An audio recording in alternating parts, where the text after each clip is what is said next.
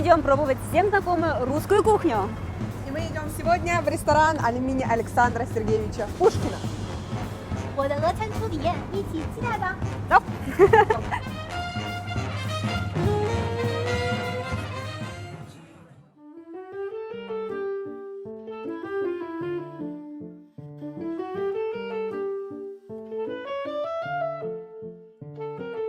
Вот меню, давайте посмотрим, что будем заказывать. Переплет очень похож на вообще сборник стихотворений Александра кстати, Сергеевича. здесь даже есть его стихотворение. Если жизнь тебя обманет. 假如说我欺骗了你，这是在我们小学课本上也有的诗呢。对，我也记得。Ну что, все, давайте заказывать. Да, давайте заказывать.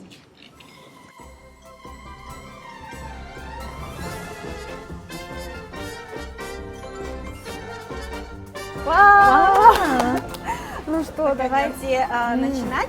Но в русской кухне блюда принято есть в определенном порядке. Да, и у нас всегда мы начинаем с закусок. Сегодня у нас два салата. Это сельдь под шубой, оливье и такая закуска с оленем, где разные у нас огурцы, квашеная капуста, помидоры. 对哪个最期待？我觉得这一款沙拉看起来最不熟悉，所以我想从它开始。 Хорошо, начинаем с сельдь под шубой. 我对它特别好奇。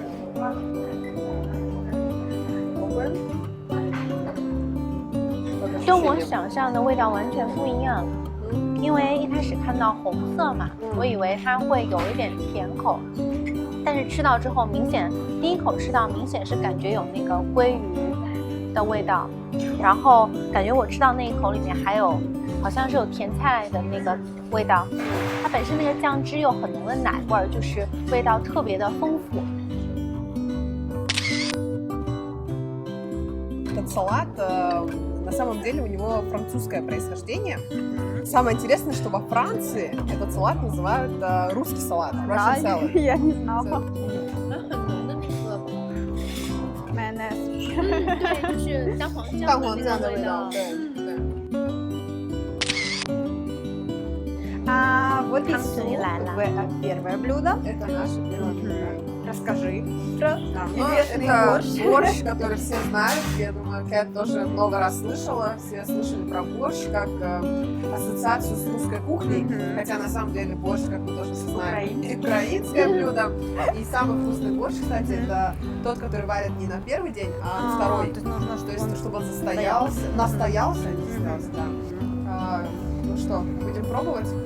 我先尝一下。啊，对，先尝一下原味，因为它跟我认识到的那个罗宋汤还不太一样，颜色要深很多。啊，对，因为里面有加红菜。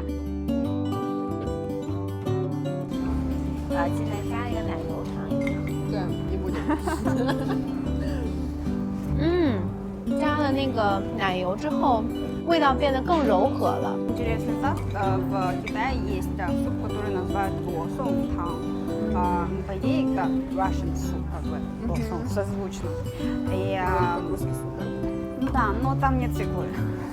Китайцы его переделали на китайский как бы лад и убрали свеклу. И добавили помидоры вместо Да. этого, да?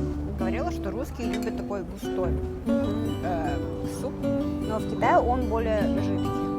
就是中国人喝汤的习惯可能要就是更水多一些。对，没有，而且没有这么多的料。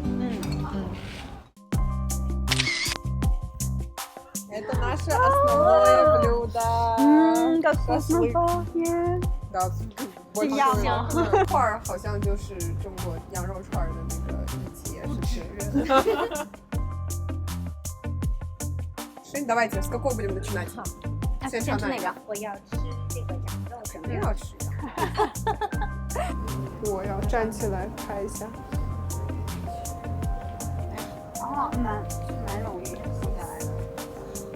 Это маринованный лук, который вот с шашлыком. Маринованный цом. Да. Маринованный цом. Говорильной еды. Да. 怎么样？油脂特别丰富，真好吃。就是它肉的那种感觉更浓一些。我也是就是怎么样？肉质本身的那个香味儿更突出，没有太多调料的，就像那个维卡说的一样。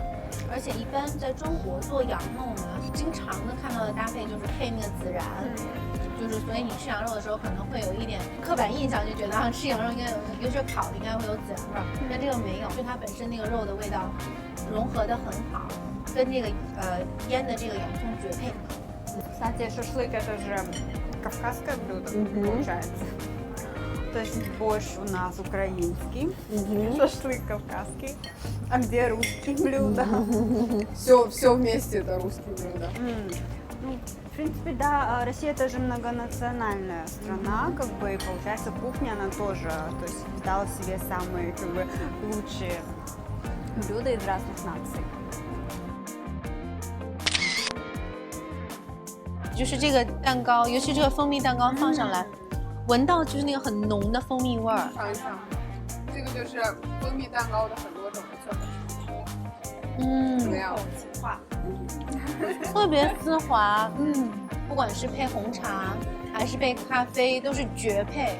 对，它的这个甜度也很完美，不会甜到你觉得有点腻，那种很合适的那个甜味儿。对，就这个做起来还是稍稍有一点小复杂。那维凯你会做吗？会。哦，下次一起做。好。Что тебе понравилось из всего, что мы попробовали? 我觉得我选2道吧。我最喜欢的，我觉得最符合我的口味的是烤肉串儿，因为我本身是个肉食爱好者。羊肉串。羊肉串儿，也是我没有想到的那个味道，它那个味道本身是我没有想象到的。第二名也不是第二名，是并列第一。我最喜欢的是那个蜂蜜蛋糕，简直是人间美味。没有的。对，就吃盘子一会儿都吃干净了。Уведи, если тебя подарочек. Да, у нас для тебя есть подарок. Это павлово-посадский платок. 这俄罗斯的披肩。Большой. Я выбрала цвет, который, мне кажется, тебе подойдет. Давай. Тебе подарок сюда. 正确的打开方式，两披在肩上，对，跟我今天的这个上配。Очень идет. Все правильно подобрала. Продолжайте следить за нами, потому что у нас впереди еще другие страны и вкусняшки. Так что до новых встреч. Пока-пока. Спасибо. Пока-пока.